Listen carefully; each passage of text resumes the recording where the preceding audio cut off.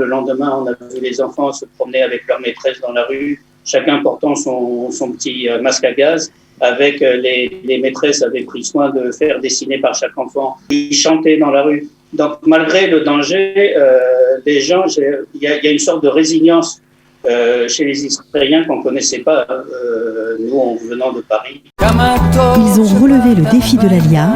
Alia Story, c'est vous, c'est nous.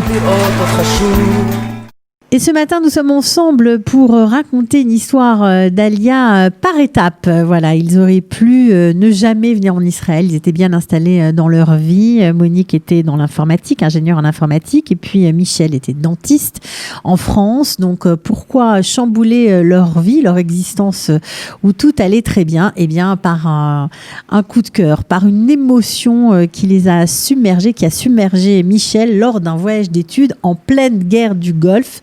Bonjour à tous les deux, bienvenue, on est ravis de vous accueillir. Merci, bonjour. Studio Kalita. Voilà, alors une Alia par étape parce que vous êtes venus, vous êtes repartis, mais on va d'abord revenir sur le moment qui a déclenché cette envie de tout quitter, de venir s'installer à Ra'anana. On est en 1991, qu'est-ce qui s'est passé pour vous, Michel ?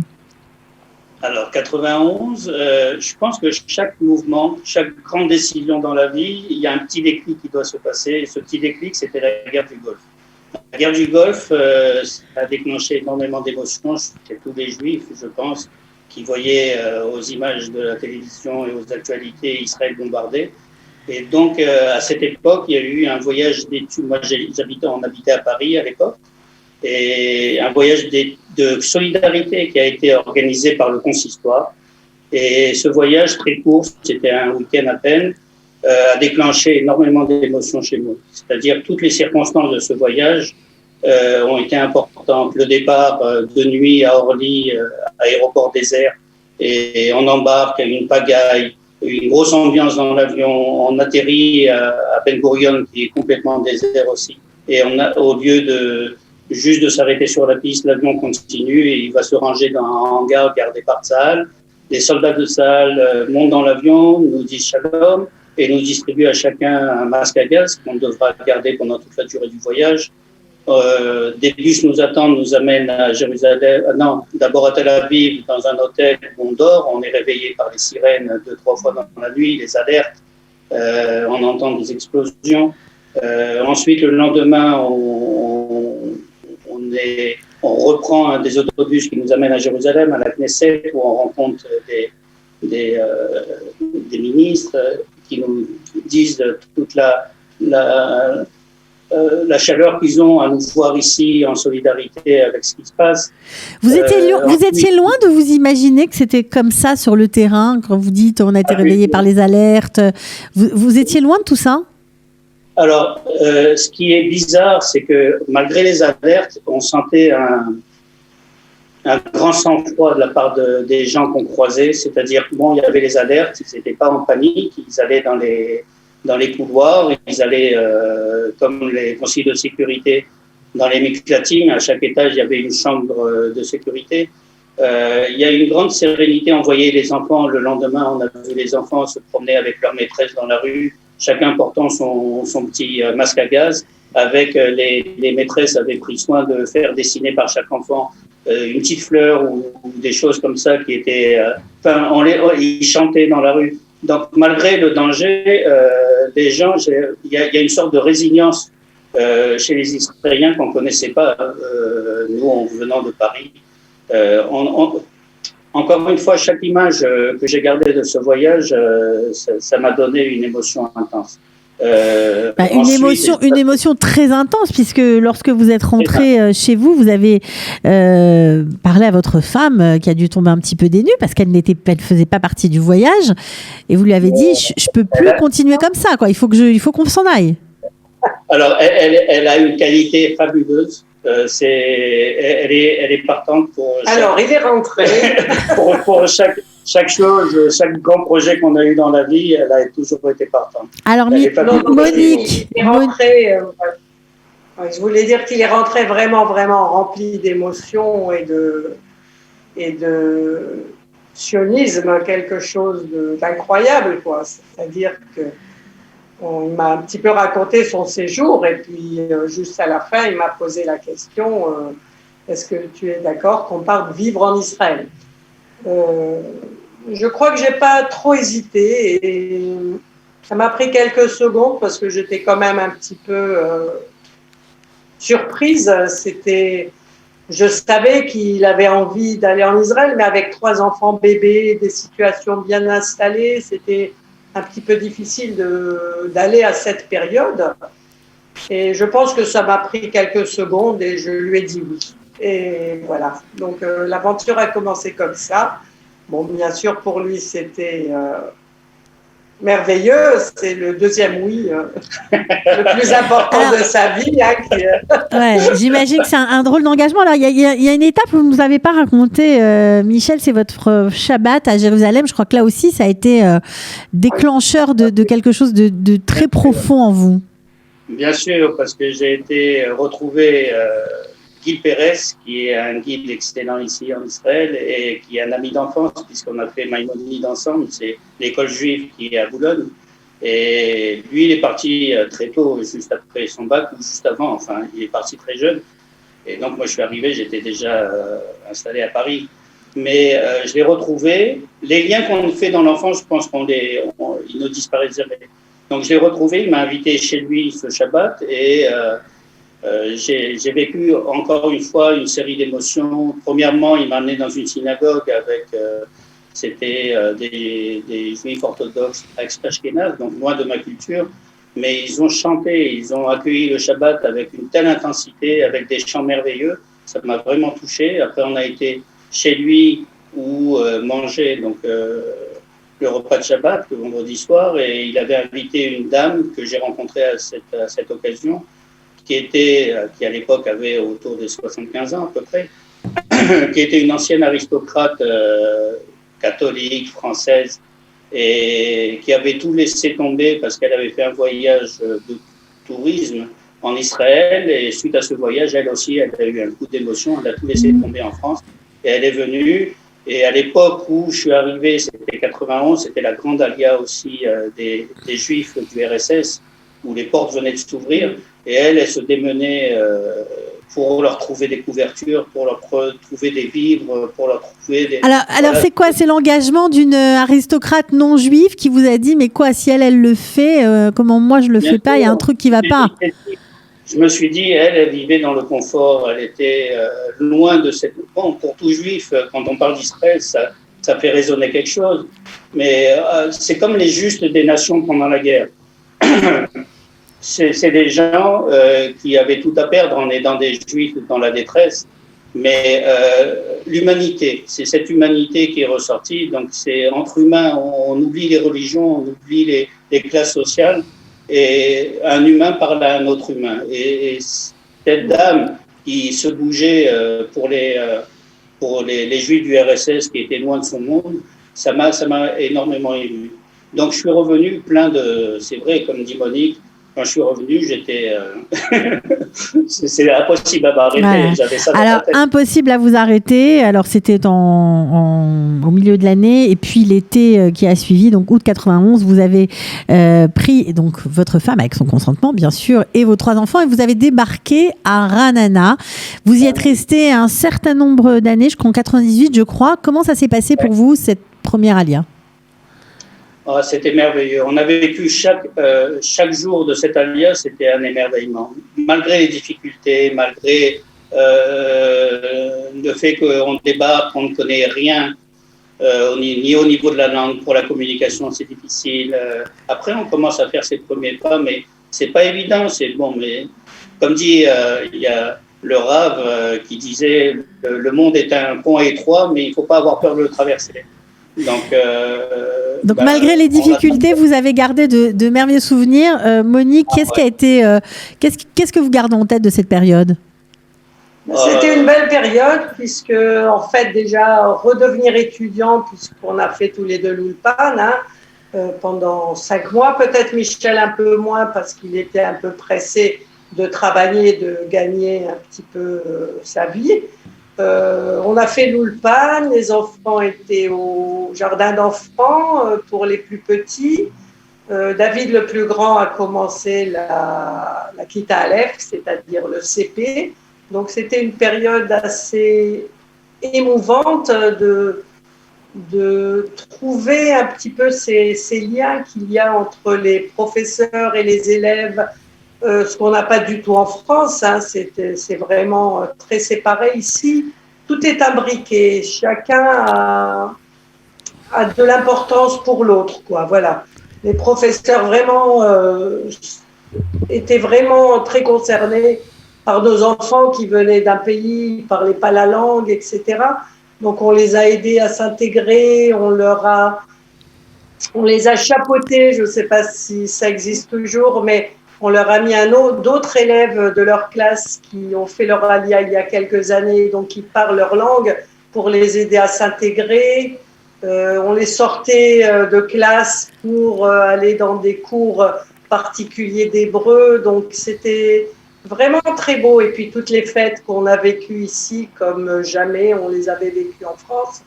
On est traditionnaliste, hein, mais en France, on n'avait jamais monté une soukha parce qu'on ne pouvait pas. Donc ici, Soukhot remplaçait les lumières de Noël. Donc c'était une période très, très, très, très belle. Yom HaAtzmaut, c'est un souvenir inoubliable. Le jour de l'indépendance. Donc quand on voit tous les habitants se donner la main, danser, quels que soient les âges, les vieux, les jeunes, tout mélanger, et cette joie de fêter ce qui est exceptionnel, la naissance de l'État d'Israël après des milliers d'années d'exil. C'est fabuleux de le vivre en Israël. Alors c'est beau que vous parliez comme ça parce que vous avez quand même eu des difficultés professionnelles. Vous n'avez pas réussi à retrouver votre situation comme vous l'aviez en France. C'était compliqué à l'époque. Je crois qu'il n'y avait pas encore la réforme pour les dentistes. Donc ça a été dur pour vous de travailler en fait. Alors en fait l'intégration professionnelle est difficile parce que c'est pas du tout le même système qu'en France. En France, en tant que dentiste, jeune dentiste, si on a envie de commencer à travailler, en indépendant, je parle, on peut soit racheter un cabinet, donc commencer avec un noyau de clientèle, on ne démarre pas à zéro, soit s'associer à un cabinet, un gros cabinet qui a du potentiel, donc on peut rajouter un fauteuil. Donc il y a beaucoup de possibilités en France qui n'existent pas ici. Ici, on démarre à zéro. Donc, quelle que soit sa qualité professionnelle, les gens ne vous connaissent pas, on a zéro relationnel. Donc, ce n'est pas évident de se faire connaître et on n'est pas comme jeune diplômé, la patience de commencer. Moi, je suis arrivé avec 3 enfants à charge.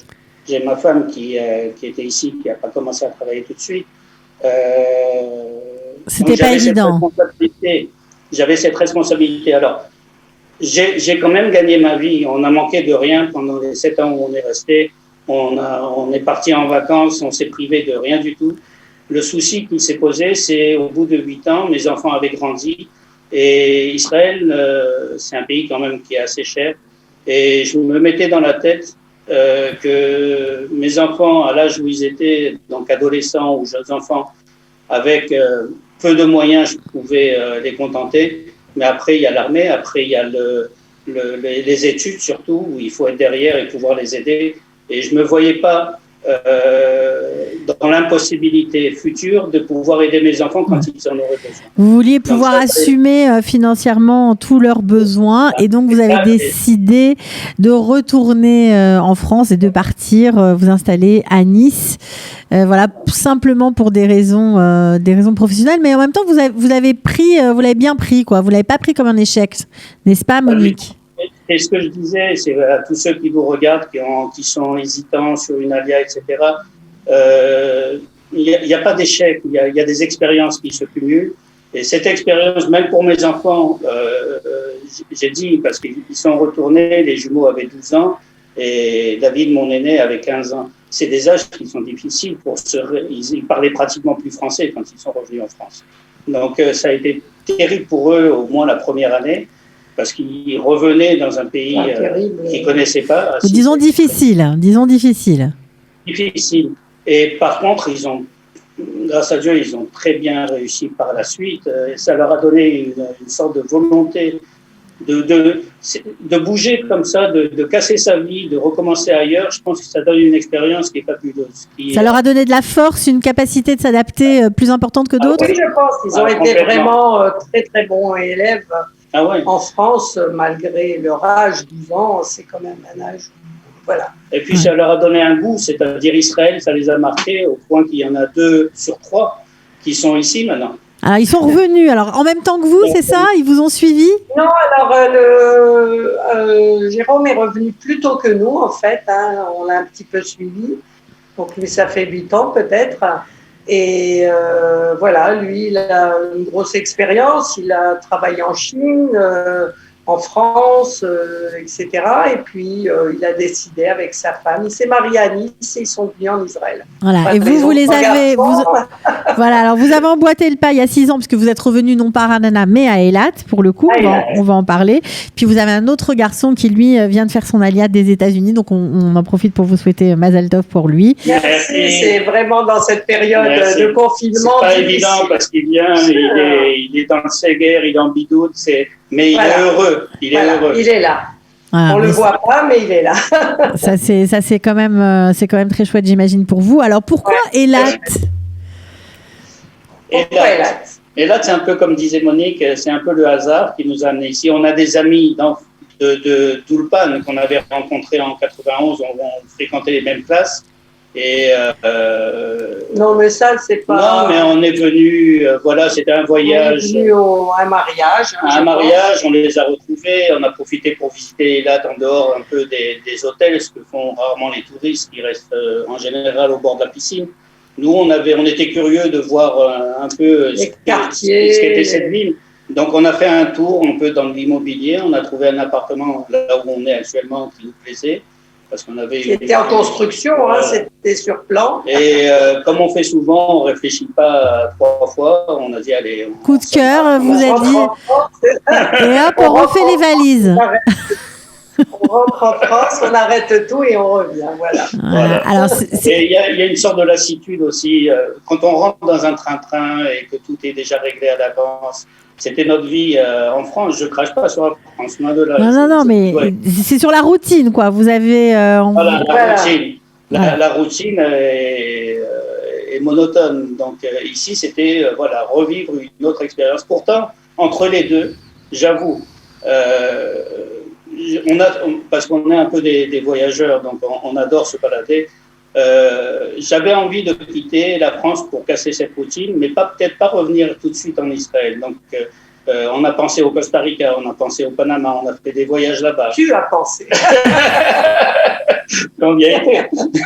On y a été. Parce que Costa Rica, par exemple, c'est un petit pays qui est magnifique. Il y a beaucoup de juifs. Il y a une petite communauté juive qui est fabuleusement installée. Alors, c'est Monique qui a fait pencher la balance pour Eilat, c'est ça?